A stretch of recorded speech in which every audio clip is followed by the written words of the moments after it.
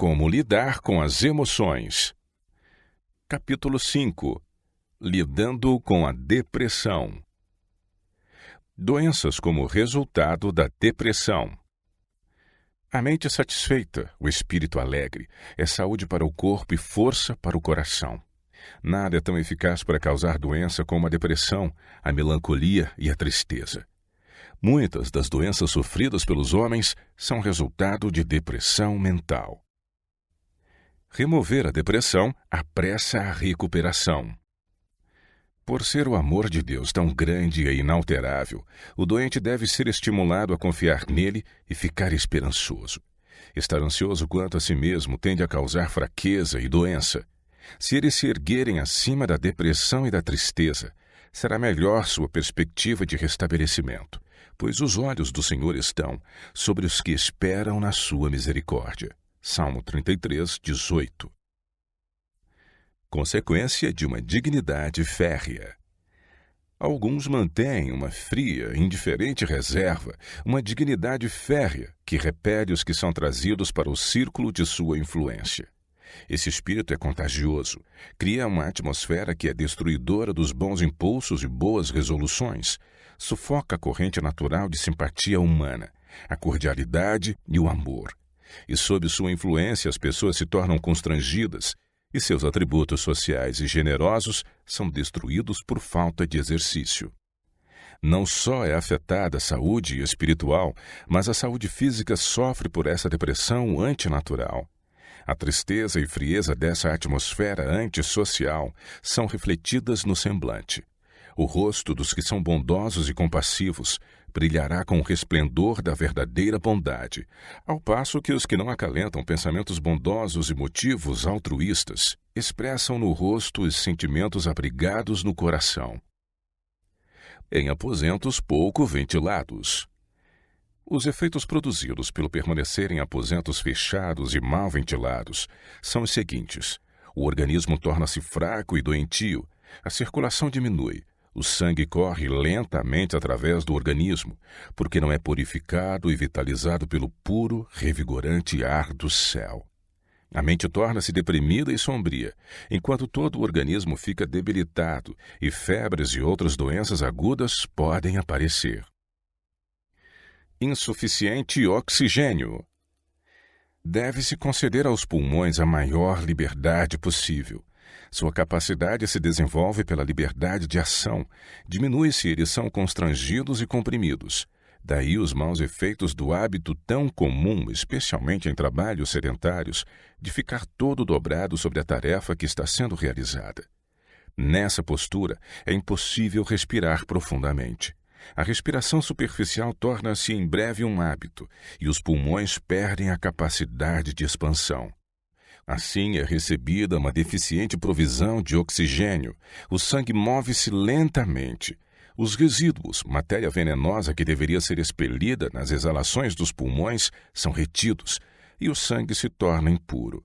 Não somente os pulmões, mas o estômago, o fígado e o cérebro são afetados.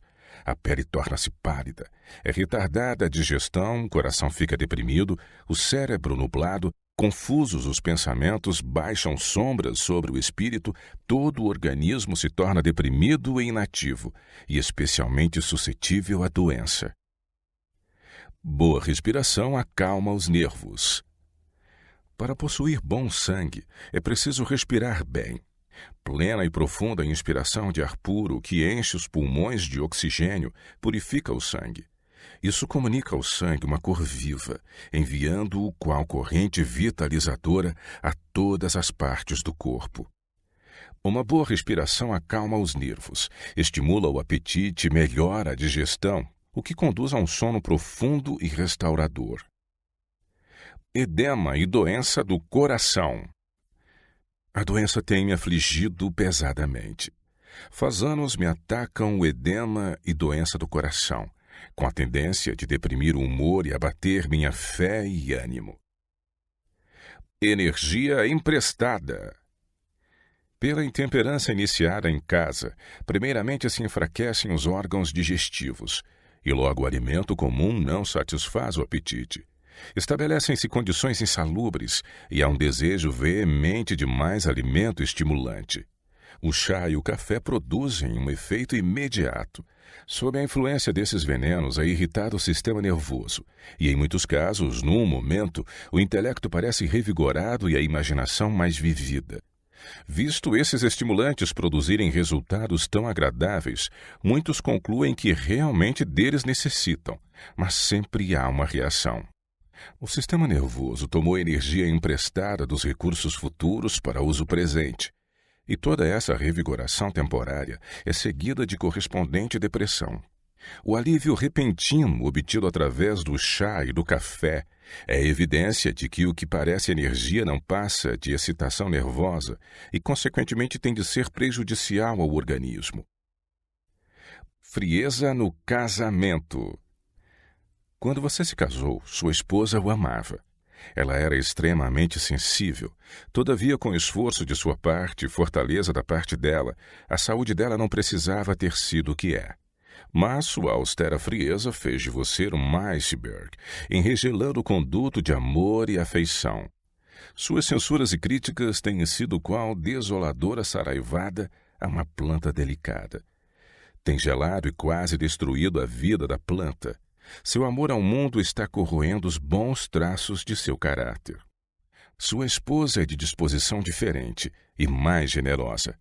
Mas quando ela, mesmo em questões de pouca importância, tem dado expressão aos seus instintos generosos, você tem se sentido inferior em seus sentimentos e a tem censurado. Você condescende com um espírito estreito e murmurador. Faz a esposa sentir que é um peso, um fardo, e que não tem direito de praticar sua generosidade às expensas do marido. Todas essas coisas são de natureza tão desanimadora que ela se sente sem esperança e indefesa, e não tem a robustez necessária para suportar a carga, e se abate à força da rajada. A enfermidade dela é de origem nervosa. Se fosse agradável sua vida conjugal, ela possuiria bom grau de saúde. Mas através de toda a sua vida conjugal, o demônio tem sido hóspede de sua família, para alegrar-se com a sua miséria. Resultado de excesso sexual.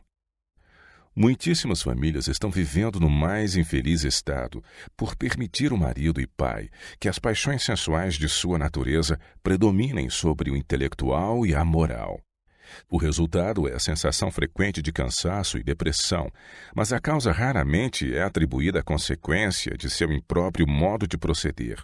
Achamo-nos sob solene obrigação diante de Deus quanto a guardar puro o espírito e o corpo saudável, a fim de podermos ser um benefício à humanidade, rendendo a Deus um serviço perfeito. O apóstolo pronuncia estas palavras de advertência. Não reine, portanto, o pecado em vosso corpo mortal, para lhe obedecerdes em suas concupiscências. Romanos 6, verso 12. Ele nos anima a avançar dizendo que todo aquele que luta de tudo se abstém. 1 Coríntios 9, 25. Exorta todos que se dizem cristãos a apresentarem seu corpo como um sacrifício vivo, santo e agradável a Deus. Romanos 12, verso 1. Diz ainda: subjugo meu corpo e o reduzo à servidão, para que pregando aos outros eu mesmo não venha de alguma maneira a ficar reprovado. 1 Coríntios 9, 27. Após o sucesso, uma depressão temporária. Uma reação como a que frequentemente segue elevada fé ou algum glorioso sucesso tomou conta de Elias.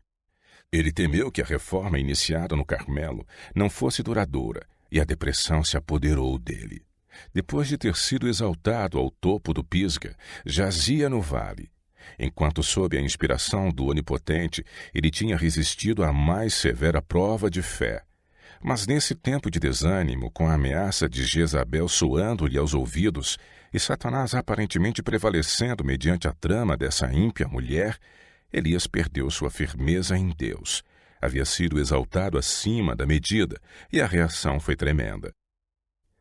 Controle de uma mente deprimida. A mãe pode e deve fazer muito no sentido de controlar os nervos e o espírito quando deprimida.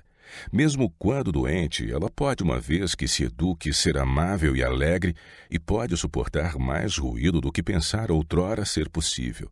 Ela não deve fazer os filhos sofrerem as enfermidades dela e nublar-lhes a tenra e sensivel mente com suas depressões de espírito, fazendo-os achar que a casa é um túmulo e o quarto da mãe o lugar mais triste do mundo. A mente e os nervos adquirem vigor e resistência pelo exercício da vontade. A força de vontade demonstrar-se-á, em muitos casos, poderoso calmante para os nervos. 2 extremos. Aqueles que não consideram que é um dever religioso educar a mente a demorar-se em assuntos cativantes, normalmente serão encontrados em um dos 2 extremos. Estarão cheios de alegria em virtude de um círculo de prazeres estimulantes, condescendendo em conversação frívola, rindo e gracejando, ou estarão deprimidos, tendo grandes aflições e conflitos mentais que eles acham que poucos já experimentaram ou podem entender. Essas pessoas podem professar o cristianismo, mas enganam seu próprio coração. O poder da página impressa. Meu esposo trabalhou incansavelmente para elevar o interesse nas publicações ao seu presente estado de prosperidade. Percebo que ele tivera mais simpatia e amor dos irmãos do que pensava ter. Eles ansiosamente examinam o periódico para ver se há algo de sua pena.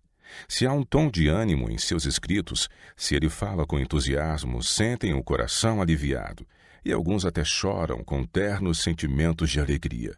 Mas se expressa palavras de tristeza e sombras, o semblante dos irmãos e irmãs torna-se triste ao lerem.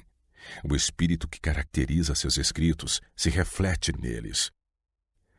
Pessoa desanimada é uma carga para si mesma. Foi-me apresentado o fato de que em sua classe de estudantes médico-missionários acham-se alguns cuja primeira obra deveria ser conhecer-se a si mesmos, calcular o custo e saber ao começar a construir se serão capazes de terminar. Não seja Deus desonrado quebrantando o homem no processo de educá-lo, pois um homem quebrantado, desanimado, é um peso para si mesmo. É contrário à luz que Deus proporcionou, além de violar as leis da natureza, pensar que em qualquer obra que a pessoa queira realizar, Deus a susterá enquanto empilha sobre si estudos e assuntos de pesquisa, os quais põem em perigo a saúde e a vida. A natureza não admite imposições. Ela não perdoa os prejuízos causados ao nosso delicado e maravilhoso organismo. Falta de esperança.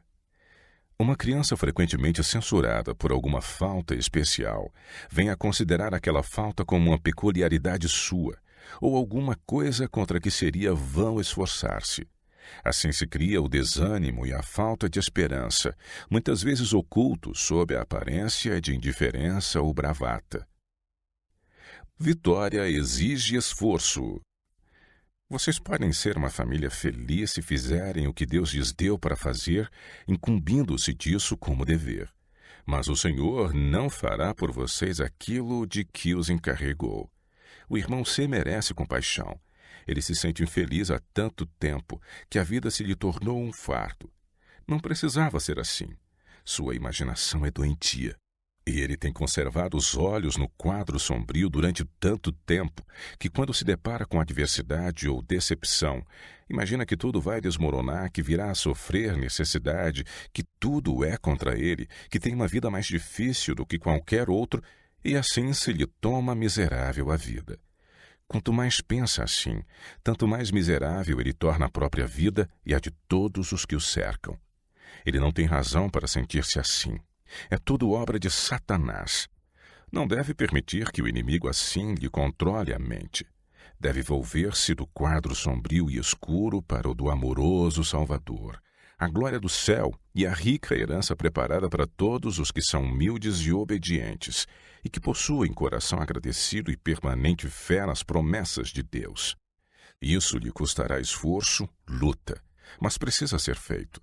Sua presente felicidade e sua futura e eterna felicidade dependem de você fixar a mente em coisas aprazíveis, desviando os olhos do quadro escuro que é imaginário, para os benefícios que Deus espalhou em seu caminho e, para além disso, para o invisível e eterno. Pressentimentos sombrios. Sua vida é agora infeliz, tomada de maus pressentimentos. Quadros sombrios surgem à sua frente, envolvendo uma escura incredulidade. Falando do lado da incredulidade, você se torna cada vez mais sombrio. Tem satisfação em demorar sobre temas desagradáveis. Se outros tentam falar esperançosamente, você esmaga neles todo sentimento esperançoso, falando tanto mais resoluta e severamente. Suas provas e aflições conservam sempre perante sua esposa o angustiante pensamento de que a considera uma carga, por causa da enfermidade dela. Se ama as trevas e o desespero, fala deles, demora o pensamento neles e angustia o coração, conjurando na imaginação tudo o que você possa para levá-lo a murmurar contra a família e contra Deus, e tornar o próprio coração qual campo pelo qual passou o fogo, destruindo toda a vegetação, deixando o solo seco, enegrecido e calcinado. Vencendo a instabilidade. Você pertence a uma família que tem mente não muito equilibrada, mas sim sombria e deprimida, afetada pelo ambiente e suscetível a influências. A menos que cultive disposição mental alegre, feliz e agradecida, Satanás afinal levará cativo de acordo com a vontade dele. Você pode ser um auxílio e uma força para a igreja onde reside, se obedecer às instruções do Senhor e não se deixar dirigir pelo sentimento, mas for controlado pelo princípio.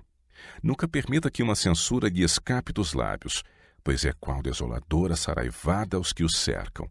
Caiam de seus lábios palavras alegres, ternas e amoráveis. Não escravo da depressão. Lembre-se de que em sua vida a religião não deve ser uma simples influência entre outras. Deve ser a influência dominadora sobre todas as outras. Seja estritamente temperante, resista a toda tentação. Não faça concessão ao astuto inimigo. Não dê ouvido às sugestões que ele põe nos lábios de homens e mulheres. Você tem uma vitória a alcançar. Tem nobreza de caráter para conseguir, mas isso não se consegue enquanto estiver deprimido e desanimado pelo fracasso. Quebre os laços com que Satanás o tem prendido. Não há necessidade de ser escravo dele. Vós sereis meus amigos, disse Cristo, se fizerdes o que eu vos mando. João capítulo 15, verso 14. Remédio sugerido a um pastor. Você deve trabalhar com cautela e observar períodos de descanso. Assim procedendo, reterá seu vigor físico e mental e tornará seu trabalho muito mais produtivo. Irmão F., você é um homem nervoso e age muito por impulso. A depressão mental influencia muito em seu trabalho. Certas ocasiões você deseja liberdade e pensa que é porque outros estejam em trevas ou em erro, ou que existe algo que não sabe bem o que é e faz uma campanha em algum lugar e contra alguém. Isso pode lhe causar grande mal. Se quando nesse estado de desassossego e nervosismo, você aquietasse e repousasse calmamente esperando em Deus e indagasse se o mal não está em você mesmo, deixaria de ferir o próprio coração e a preciosa causa de Deus. Demorando-se no desagradável. Vendo a iniquidade ao nosso redor, nos alegramos pelo fato de Cristo ser o nosso Salvador, e nós, os seus filhos. Deveríamos então contemplar a iniquidade, demorando-nos no lado escuro. Se não podemos acabar com ela, pelo menos falemos de algo que seja mais elevado, melhor e mais nobre. Ora, podemos ir a um porão e ficar ali olhando para os cantos escuros, falando das trevas, dizendo: "Oh, que está tão escuro!" e continuar com esse tipo de pensamento. Mas tornará isso um ambiente mais claro? É certo que não. Então, que faremos? Vamos para fora, nos afastamos do escuro e subimos ao cenáculo, onde a luz do semblante de Deus resplandece brilhante. O nosso corpo é composto do alimento que assimila. Ora, dá-se o mesmo com a nossa mente. Se fizermos a mente demorar-se nas coisas desagradáveis da vida, não teremos esperança alguma. Precisamos demorar-nos nas cenas prazenteiras do céu. Diz Paulo: nossa leve e momentânea tribulação produz para nós um peso eterno de glória. Cristo se compadece. Minha querida e idosa irmã, estou muito triste porque você está doente e sofrendo. Mas apegue-se àquele a quem você tem amado e servido nestes muitos anos. Ele deu ao mundo sua própria vida e ama todos os que nele confiam. Ele se compadece dos que sofrem sob a depressão. Ele percebe cada momento de angústia que seus amados sentem. Simplesmente descanse em seus braços e saiba que Ele é o seu Salvador, o melhor dos seus amigos e que Ele jamais a deixará ou a abandonará. Ele tem sido o motivo da sua confiança há muitos anos e você deve se apegar a essa esperança. Você irá ressuscitar com outros fiéis que creram nele para louvá-lo com voz de triunfo. Tudo o que se espera de você é que descanse em seu amor. Não fique triste. Jesus a ama e agora que está fraca e em sofrimento, Ele a sustém em seus braços tal qual um amoroso pai segura uma criancinha. Confie naquele em quem você tem crido. Por acaso Ele não amou e cuidou de você através de toda a sua vida? Simplesmente descanse agora nas preciosas promessas que lhe foram oferecidas. Não ceder à depressão. Na calada da noite, estava eu conversando com você. Dizia-lhe, estou feliz por saber que esteja em tão boa localização e perto do sanatório. Não ceda à depressão, mas deixe que a confortadora influência do Espírito Santo seja bem-vinda em seu coração para lhe dar conforto e paz. Minha irmã, se quiser obter preciosas vitórias, encare a luz que procede do sol da justiça. Fale em esperança e fé e ações de graças a Deus. Seja animada, esperançosa em Cristo. Aprenda a louvá-lo. Esse é o grande remédio para as doenças da mente e do corpo. Atmosfera de depressão. Se os pastores pelos quais Deus está atuando vierem à assembleia com os nervos abatidos, com a depressão aumentando, eu afirmo que eles têm ao redor de si uma atmosfera semelhante a um grosso lençol de névoa a envolver um céu claro. Precisamos nutrir fé, que os lábios pronunciem, minha alma engrandece ao Senhor, e o meu espírito se alegra em Deus, meu Salvador. Lucas capítulo 1, versos 46 e 47. Temos de revelar o senso de um Salvador presente, uma firme confiança de que Jesus está ao leme e que Ele quer ver o nobre barco seguro no porto. Temos de saber que é impossível salvar-nos a nós mesmos ou a quem quer que seja. Não temos poder para prover salvação aos que perecem. Jesus, nosso Redentor, é o Salvador. Somos apenas seus instrumentos, dependentes em todos os momentos de Deus. Cumpre-nos engrandecer o seu poder perante seu povo escolhido e perante o mundo pela grande salvação que, mediante seu sacrifício expiatório e seu sangue, Ele nos conferiu. Não ficarei deprimida. Às vezes fico muito perplexa, sem saber o que fazer, mas não hei de ficar deprimida. Estou resolvida a pôr em minha vida toda a influência benéfica que me seja possível. Tenho muito motivo para estar com o coração triste, mas procuro não falar desanimadoramente porque alguém que ouça minhas palavras pode ficar com o coração entristecido e não devo fazer coisa alguma que aumente a tristeza de uma pessoa. Atravessar as trevas. Se eu olhasse as negras nuvens, as perturbações e perplexidades que aparecem em meu trabalho, eu não teria tempo para fazer qualquer outra coisa. Sei, porém, que há luz e glória para além das nuvens. Pela fé atravesso as trevas rumo à glória. Certas ocasiões sou chamada a passar por dificuldades financeiras, mas não me preocupo quanto ao dinheiro. Deus cuida de meus negócios. Faço o possível e se o Senhor vê que me é bom ter dinheiro, Ele me envia. Fé, uma necessidade. Quando cerca de 3 anos atrás visitei o Paradise Valley Sanitarium, falei aos obreiros quase todas as manhãs às 5 horas e em hora mais tardia aos pacientes. Havia entre estes um homem que parecia sempre deprimido. Eu soube que ele cria teoricamente nas doutrinas bíblicas, mas não conseguia exercer a fé de que necessitava para apropriar-se das promessas de Deus. Manhã após manhã, falei aos pacientes acerca da fé e instei com eles para que crescem nas palavras de Deus.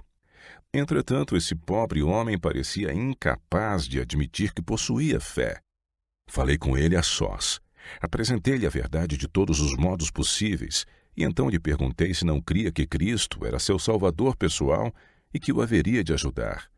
Nosso Salvador disse a todos os cansados e oprimidos: tomai sobre vós o meu jugo. Não use um jugo de sua própria invenção. Tomai sobre vós o meu jugo e aprendei de mim, que sou manso e humilde de coração, e encontrareis descanso para a vossa alma. Mateus 11, 29. Chegou afinal o tempo em que eu deveria ir embora.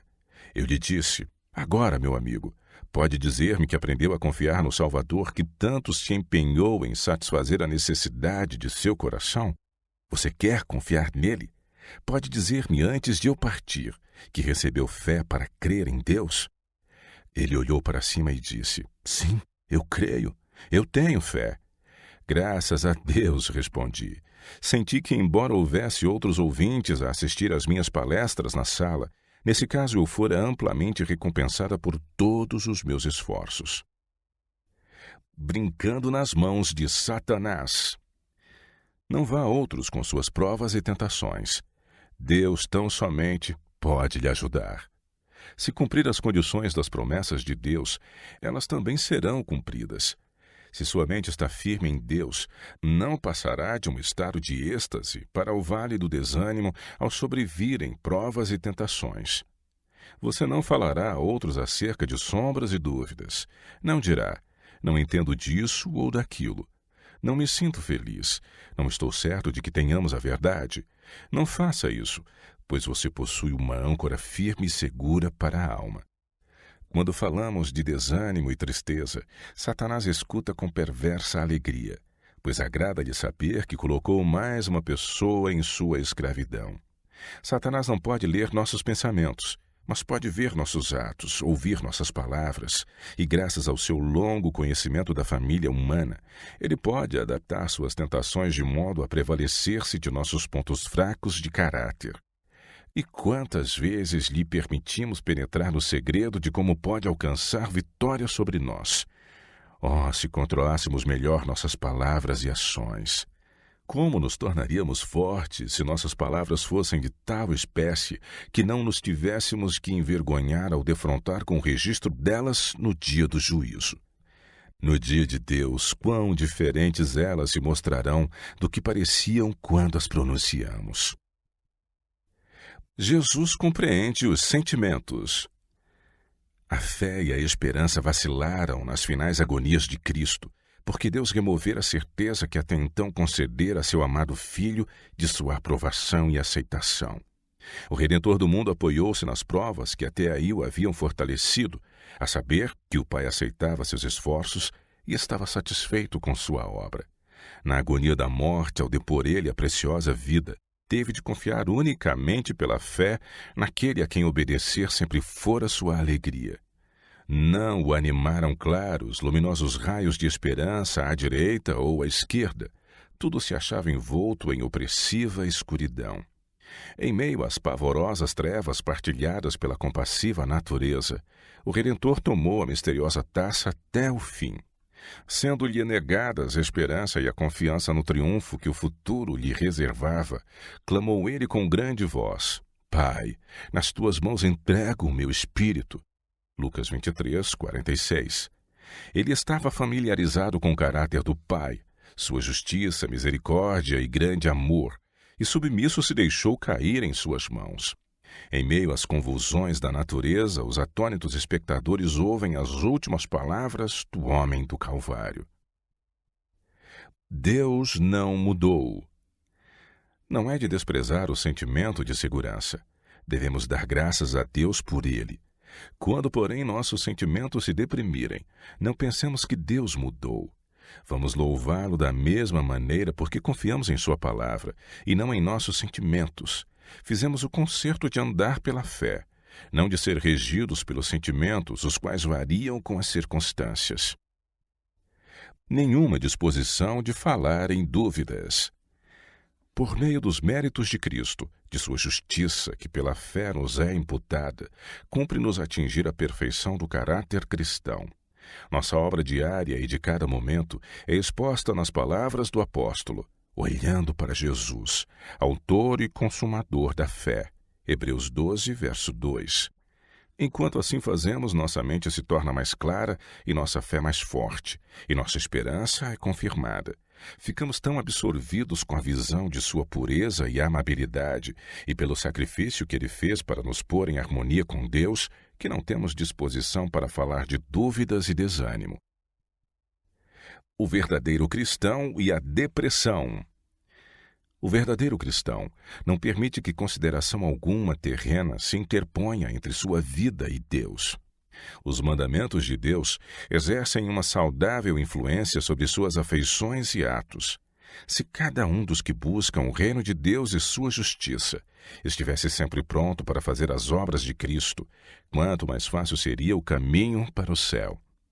As bênçãos de Deus fluiriam e os louvores ao Senhor estariam continuamente em nossos lábios. Serviríamos então ao Senhor por princípio. Nossos sentimentos poderiam nem sempre ser de natureza alegre. As nuvens por vezes ensombrariam o horizonte de nossa vida, mas a esperança do cristão não repousa sobre a base arenosa dos sentimentos. Os que agem movidos por princípios contemplarão a glória de Deus para além das sombras e descansarão na segura palavra da promessa. Não se deixarão deter de honrar a Deus por mais escura que a estrada possa parecer. A adversidade e as tribulações tão somente lhes oferecerão oportunidade para mostrar a sinceridade de sua fé e amor. Quando a depressão nos envolve, isso não é evidência de que Deus tenha mudado. Ele é o mesmo ontem e hoje e eternamente. Hebreus 13, verso 8. Estamos seguros do favor de Deus quando somos sensíveis aos raios do sol da justiça. Mas se nuvens pairarem sobre nós, não nos devemos sentir abandonados. Nossa fé tende a atravessar as sombras, os olhos devem ser simples e todo o corpo estará pleno de luz. As riquezas das graças de Cristo têm de ser conservadas na mente. Entesouremos as lições que seu amor oferece. Seja nossa fé semelhante à de Jó, para que possamos declarar: ainda que ele me mate, nele esperarei. Jó 13, verso 15. Apeguemos às promessas de nosso Pai Celestial e lembremo-nos de seu antigo trato conosco e com seus servos, pois todas as coisas contribuem juntamente para o bem daqueles que amam a Deus. Romanos 8, 28.